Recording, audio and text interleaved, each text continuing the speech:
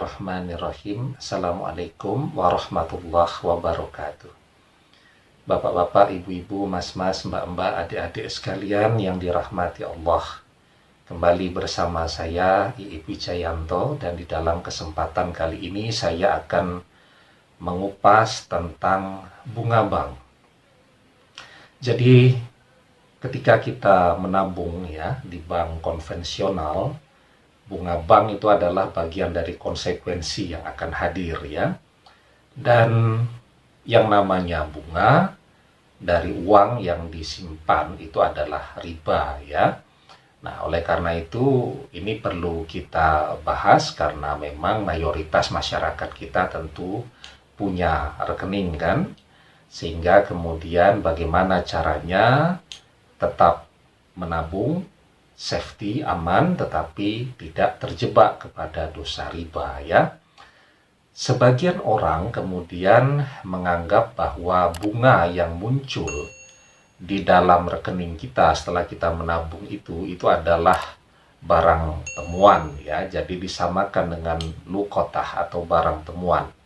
Berdasarkan hadis, man wajada luqatatan fal yushhid za'adlin aw zawai adlin summa la yuhayyirhu wa la yaktum fa in ja'a rabbuha fahuwa ahaqqu biha wa illa fahuwa malullahi yu'tihi may yasa. Jadi barang siapa mendapatkan barang temuan, maka hendaklah ia minta persaksian seseorang yang adil atau orang-orang yang adil, kemudian ia tidak menggantikannya dan tidak menyembunyikannya. Jika pemiliknya datang, maka ia lebih berhak atasnya. Kalau tidak, maka ia adalah harta Allah yang diberikan kepada siapa yang dia kehendaki ya. Nah, jadi menurut saya kalau bunga bank itu disamakan dengan luqatah atau barang temuan ya tentu tidak tepat ya.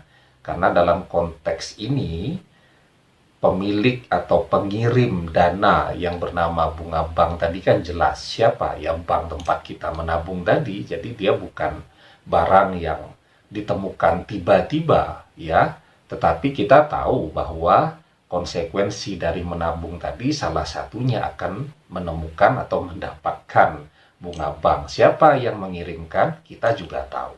Nah, jadi definisi dari barang temuan sendiri itu bisa kita lihat ya di dalam syarah kitab Al-Yaqutun Nafis ya.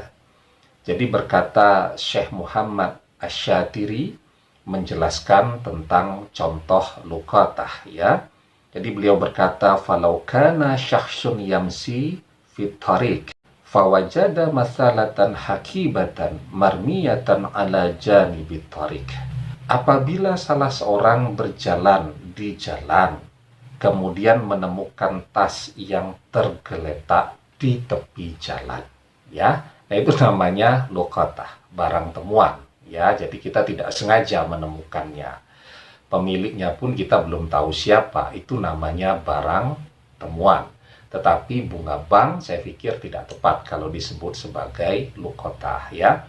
Nah, maka tentu proses untuk membebaskan diri kita dari riba bunga bank tadi tidak bisa dengan menggunakan pendekatan fikihnya luqatah tadi. Tetapi ada beberapa hal yang bisa kita perhatikan ya. Jadi yang pertama, ketika kita membuka rekening di bank, itu niatnya adalah untuk safety, untuk keamanan, ya. Daripada nyimpan duit banyak-banyak di rumah, kemudian musim dingin malah tumbuh jamur, uangnya rusak. Atau untuk kebutuhan ketika keluar negeri, harus bawa uang banyak kan, tetapi kalau misalnya bawa uang dalam bentuk cash, ya, tentu tidak aman juga, khawatir kececer dan seterusnya tadi. Tentu lebih aman kalau dalam bentuk wujud ATM ya. Nah, maka niatnya adalah untuk safety ya, kemudian untuk juga menggunakan fitur berbagai fasilitas yang ada di perbankan tadi. Jadi misal mobile banking, sehingga kemudian misal tengah malam ada anak kuliah di luar kota minta uang ya, karena besok pagi harus bayar SPP, sementara tidak mungkin keluar nyari ATM jam 2 pagi. Nah, maka dengan fasilitas e-banking atau mobile banking begitu, semuanya bisa dilakukan dengan mudah. Jadi kalau niatnya bukan untuk nyari bunga bank, tetapi niatnya adalah wadiah, bukan card. Wadiah itu apa? Wadiah itu adalah menitipkan. Ya, kita akan tahu persis dengan dalil niatul mukmin khairum min amalihi, bahwa niat seorang mukmin itu lebih utama daripada amalnya sendiri. Nah, karena itu ketika membuka rekening, niatnya bukan nyari bunga bank, tetapi niatnya adalah menitipkan atau wadiah untuk tujuan safety misalnya, ya.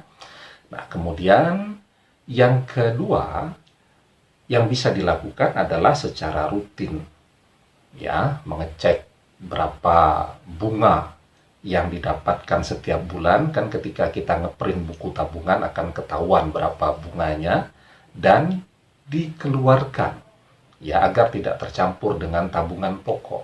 Nah, pertanyaannya, setelah bunganya tadi dikeluarkan, uang ini mau diapakan?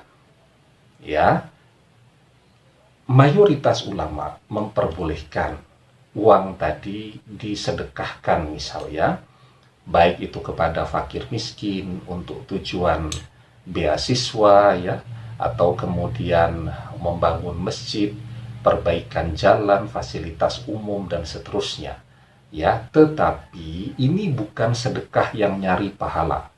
Ini sekedar sedekah yang dilakukan untuk membebaskan diri dari uang riba tadi, tetapi juga pada sisi yang lain agar uang tadi menjadi tidak sia-sia.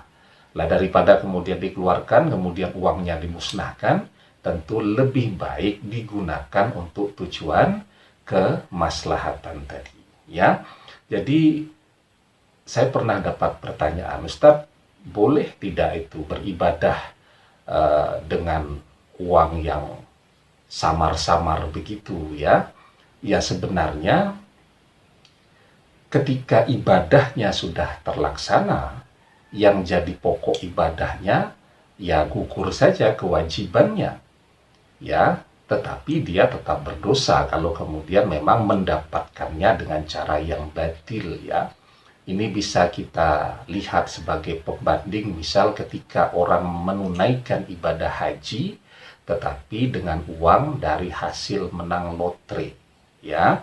Syekh Abu Zakaria Al-Ansyari di dalam Asnal Matalib juz yang ke-6 halaman 51, beliau berkata, wa yaskutu fardu man hajja bimalin haramin, gugurlah kewajiban orang yang berhaji dengan harta yang haram, ya. Nah, jadi hajinya gugur kewajibannya, ya, tetapi bahwa cara dia mendapatkan harta tadi juga akan dihitung sebagai perbuatan yang berdosa. Nah, tetapi kembali lagi kepada niat. Jika niatnya bukan untuk nyari bunga bank, tetapi untuk safety, tentu baik-baik saja. Maka agar uang tadi, bunga tadi tidak menjadi sia-sia, ya solusinya dikeluarkan setiap bulan, dan setelah itu dimanfaatkan untuk kepentingan kemaslahatan orang banyak, ya. Demikian yang bisa saya jelaskan, semoga bermanfaat. Wallahu a'lam bishawab, billahi taufik wal hidayah. Assalamualaikum warahmatullahi wabarakatuh.